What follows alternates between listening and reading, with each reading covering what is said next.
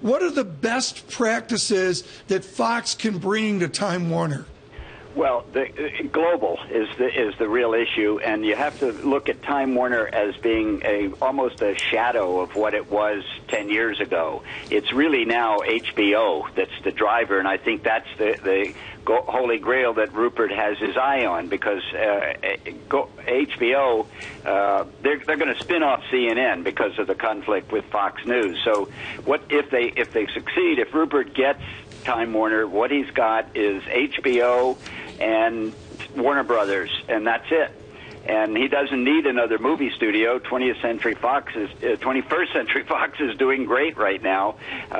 So it's HBO, and it's a huge moneymaker with a huge potential, right, and probably the only Netflix killer that's in the world right now. Porter, how will Walt Disney react to this transaction? There's not a lot they can do because there's just too much conflict. I mean, it'll buoy the television and cable interest that Disney has, but they can't be a competitor. The only real competitors are going to be private equity. And the price, I think, that Rupert has put on the table and his willingness to stay here and get this no matter what it costs is really a discouraging effect on anybody else. He's got such a global distribution network that he can take advantage of all of the content, and it's really about content.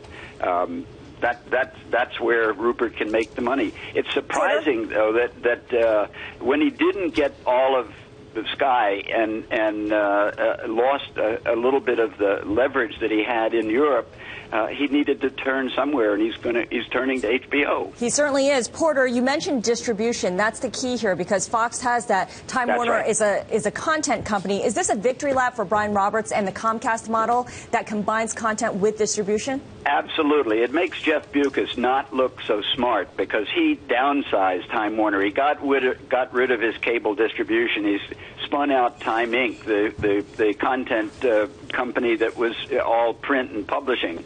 And he's left with HBO, and he hasn't really, to be honest, there's not a lot of innovative management at Time Warner right now. Right. And HBO really should, 3 or 4 years ago, realized that Netflix was going to run away with the streaming market, and which HBO owned for 25 or 30 years. And Adam, this is a 25 times free cash flow using the official surveillance HP 12C calculator. That is a monster price. As huge Porter valuation. It is a monster price. So, Porter, you effectively say that it's the networks, HBO and perhaps Turner, that are the jewel in the crown, but they're only 20% of revenues. So why pay that kind of number for what is just 1/5 of the company?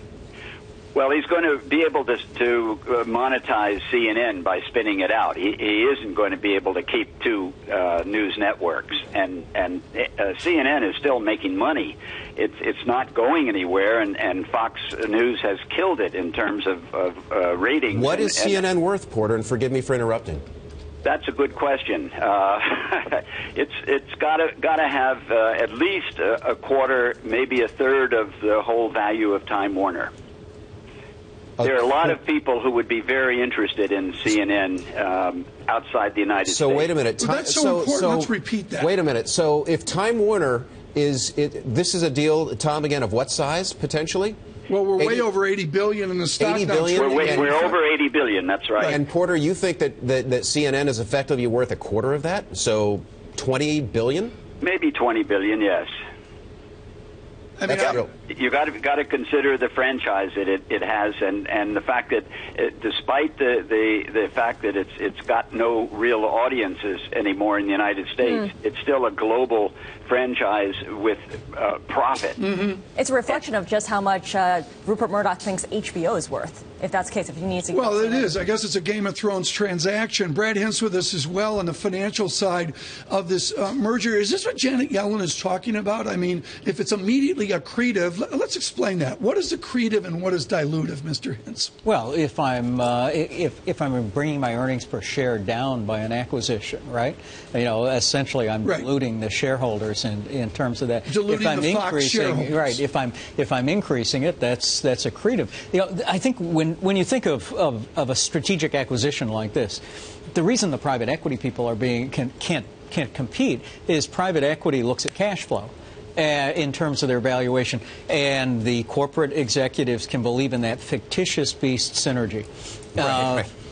And so, you can get your numbers to look a lot better if you assume there's a synergy that's going to somehow occur from bringing your management teams together. Porter, Bibb, can there be synergies in a Fox? Who are we buying? Time Warner? I can't remember the names. My head's spinning so much. Can there be a synergy in a Fox Time Warner combination? Well, sure. There a lot of redundant expenses. If you fold Warner Brothers into 21st Century Fox's film and television operations, that's going to be a very, very accretive and synergistic mix. There is no HBO, as I keep saying, is really the plum in this deal, and there's no synergy because they don't have a pay TV network at Fox. Right. Variety had reported earlier this week that Google was also interested in buying Time Warner. Jeff Bewkes denied knowing anything about it at Sun Valley. Where does this leave Google in terms of buying up content and being a player here in these mega merger deals in the media sector? I wouldn't be surprised if Google didn't snap up CNN. It's a perfect complement to YouTube, which is growing like topsy right now, and is going to be a major content network distribution system worldwide.